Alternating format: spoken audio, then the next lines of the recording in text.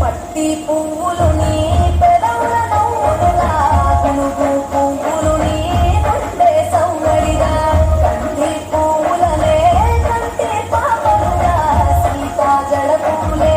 నీలో సిగ్గులుగా పూలు చేరి చీరలాగా మారి ఆడబిడ్డలాగా నిన్ను తెచ్చి